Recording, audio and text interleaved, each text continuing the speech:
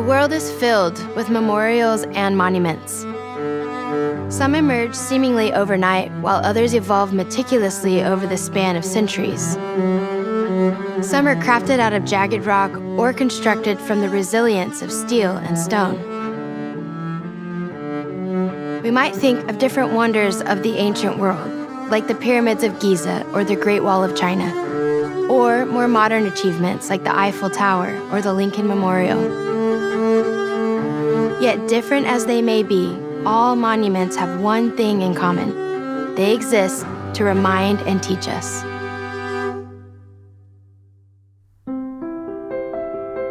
Let your imagination carry you all the way back to the crossing of the Jordan River by the Israelites. It's an event reminiscent of the miraculous crossing of the Red Sea. Though in very different circumstances, just as they did a generation ago, the people of God cross impassable waters on dry ground. Directly after, while standing on the river's opposite bank, likely awestruck by God's continued power and faithfulness, Joshua received divine instructions to construct a memorial. In Joshua 4, 1-7, we read, "When all the people had crossed the Jordan, the Lord said to Joshua, 'Now choose 12 men, one from each tribe. Tell them, take 12 stones from the very place where the priests are standing in the middle of the Jordan. Carry them out and pile them up at the place where you will camp tonight.'" Joshua assembles these chosen 12, one from each tribe, and commands them, "Go into the middle of the Jordan in front of the ark of the Lord your God. Each of you must pick up one stone and carry it out on your shoulder. 12 stones in all, one for each of the 12 tribes of Israel. We will use these stones to build a memorial. In the future, your children will ask you, 'What do these stones mean?' Then you can tell them, 'They remind us that the Jordan River stopped flowing when the ark of the Lord's covenant went across.' These stones will stand as a memorial among the people of Israel forever." The point of a memorial or monument is to symbolize and remind generations of something profoundly significant. One of the world's iconic monuments is the Arc de Triomphe in Paris, France. It was commissioned by Napoleon Bonaparte in 1806. Its inauguration came after 30 tumultuous years of construction, finally finished under King Louis Philippe. If you've ever had the privilege of seeing the Ark in person, you understand its ability to evoke awe and wonder.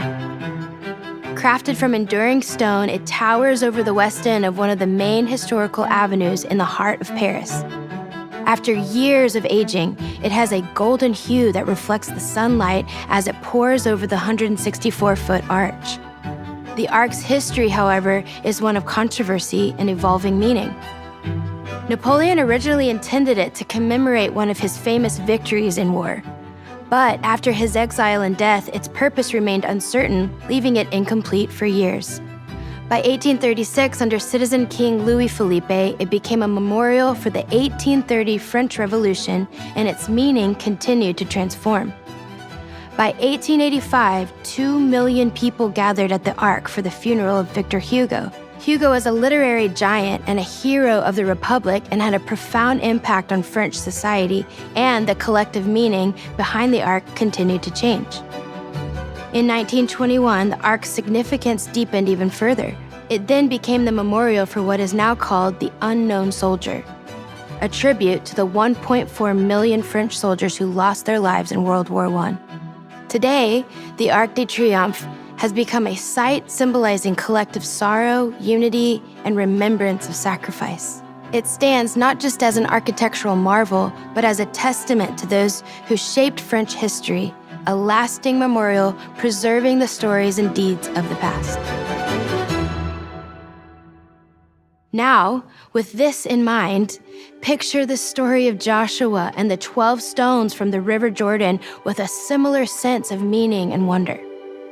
While it may seem easy to dismiss them as a mere heap of rocks, their spiritual significance transforms them into a profound monument of worship to the Lord. Returning to verse 6, it states, "We will use these stones to build a memorial. In the future, your children will ask you, 'What do these stones mean?' Then you can tell them."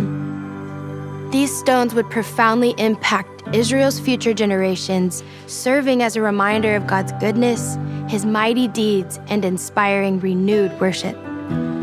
I want to encourage you to recognize that our worship of God can serve as a legacy for future generations. Worship can transcend generations and testify to the unwavering goodness and faithfulness of God. It can commemorate what God has done in the past and can communicate within the present. Worship is a monument that reminds us of God. Our active part in worship can become a living monument for others. It can point to God's faithfulness across generations. It can testify to his character and to all he has done. Though we might not have the ability to stand for centuries as the monuments of our world do, our lives in worship of God stand maybe as an even better representative of who God is, as living stones pointing to who he is and what he does. Think of the ways God has shown his faithfulness in your own life. Each time you worship in light of these experiences, you add another stone to the growing memorial or monument of your faith. Maybe in a hurry, you've too quickly moved on from what God has done in your life. But these passages of Scripture invite us to pause, reflect, celebrate, and be continually reminded of God's goodness. God instructed Joshua to place the stones where they would camp for the night. Maybe this was so they would be in the presence of a reminder of his faithfulness night and day, while they slept and while they awoke. Our worship has the same ability to be a powerful reminder both to yourself and to others as tangible evidence of God's goodness and grace. Our songs, our gatherings, our testimonies, our stories, our very lives, all monuments to inspire current and future generations to know and worship God. Just as people are captivated by the beauty and significance of the Arc de Triomphe, the next generation of worshipers could be drawn by our lives of obedience and worship to God. In fact, this is exactly why God had Joshua build a memorial in the first place, to be a sign to people what the Lord had done. Joshua 4:24 says he did this so all the nations of the earth might know that the Lord's hand is powerful, and so you might revere the Lord your God forever. Our worship possesses the potential to be a living memorial, a profound testament to God's faithfulness. Through our worship, testimonies, acts of love and obedience, and genuine pursuit of God, we craft a life of worship, a spiritual monument bearing witness to his goodness. It becomes a living legacy, preserving stories and encounters with God for generations to come. Embrace the profound truth that your worship is a memorial, a journey of faith, remembrance, and a lasting legacy.